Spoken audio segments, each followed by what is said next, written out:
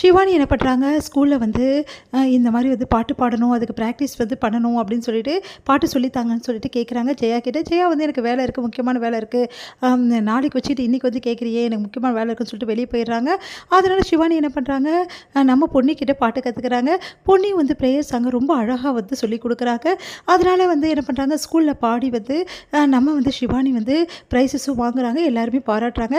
இந்த விஷயத்தை வீட்டில் வந்து சொன்னோன்னே எல்லாரையும் ஆச்சரியமாக பார்க்குறாங்க. இவ ப்ரேயர் சாங் சொல்லி கொடுத்து நீ வந்து பாடினியாங்களா, நம்பவே முடியலையே அப்படின்னு சொல்லிட்டு உஷா வந்து ஓவராக பேசுகிறாங்க.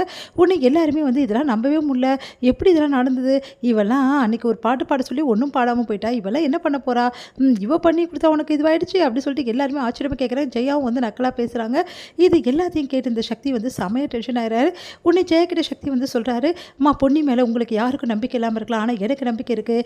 பொன்னி வந்து சூப்பராக பாடக்கூடியவ, அவள் வந்து ஒரு ஸ்டேஜ் ஃபியரால் தான் அப்படி இருக்காளே தவிர வேறு எந்த பிரச்சனையுமே அவகிட்ட கிடையாது. அவள் வந்து நல்லா பாடுவாள், எனக்கு அந்த நம்பிக்கை நிறையவே இருக்குது. அவளை கூடிய சீக்கிரம் வந்து மேடையில் நிறுத்தி நான் பாட வைப்பேன். கண்டிப்பாக அவள் எல்லார் முன்னாடியும் பாடி வந்து அவள் எவ்வளோ பெஸ்ட்டுன்னு சொல்லிட்டு கண்டிப்பாக நிரூபிப்பா. நீங்கள் யாரும் அது வரைக்கும் வந்து அவளை எந்த பேச்சும் பேசக்கூடாது, புரியுதா? யாராவது இலக்காரமாக ஏதாவது பேசுனீங்கன்னா அப்புறம் நான் மனுஷனாகவே இருக்க மாட்டேன் அப்படின்னு சொல்லிட்டு எல்லார் முன்னாடியும் சொல்கிறாரு. அதை கேட்டு ஜெயா செமையாக டென்ஷன் ஆகிறாங்க.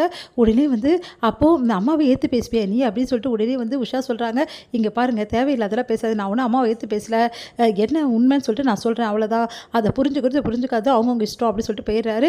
ஒன்று ஜெயா வந்து செமையாக டென்ஷன் ஆகிறாங்க. ஒன்று ஜெயா அவங்க வீட்டுக்காரிட்ட சொல்கிறாங்க, பார்த்தீங்களா சக்தி எப்படி கொஞ்ச நாளாக மாற்றிட்டான்னு சொல்லிட்டு, இப்போலாம் சக்தி என்னை எடுத்து பேசுகிறான், எது சொன்னாலும் அதுக்கு பதில் சொல்கிறான், பொண்ணுக்கு ரொம்ப தான் வந்து சப்போர்ட் பண்ணுறான் அப்படின்னு. உடனே வந்து சக்தியோட அப்பா சொல்கிறாரு, அதெல்லாம் ஒன்றும் இல்லை, பொண்ணு நல்லா பாடக்கூடியவ, அவள் ஸ்டேஜ் ஃபியராலாம் அப்படி இருக்கா, அதை தான் அவன் சொன்னான், இருந்தாலும் இதெல்லாம் என்னால் நம்பவே முடியலங்க, சக்தி என்னை எடுத்து பேசுவான்னு சொல்லிட்டு மனசு கஷ்டப்படுறாங்க ஜெயா. அடுத்து வந்து இங்கே வந்து ரொம்ப வந்து சப்போர்ட்டாக வந்து பொன்னிக்கு வந்து சக்தி இருக்கிறத பார்த்துட்டு பிரீத்தி வந்து செமையாக டென்ஷன் ஆகிறாங்க. உடனே பிரீத்தி வந்து இவங்க 2 பேரும் எப்படியாவது பிரிக்கணுமே, என்ன பேசலாம் அப்படின்னு சொல்லிட்டு யோசிக்கிறாங்க.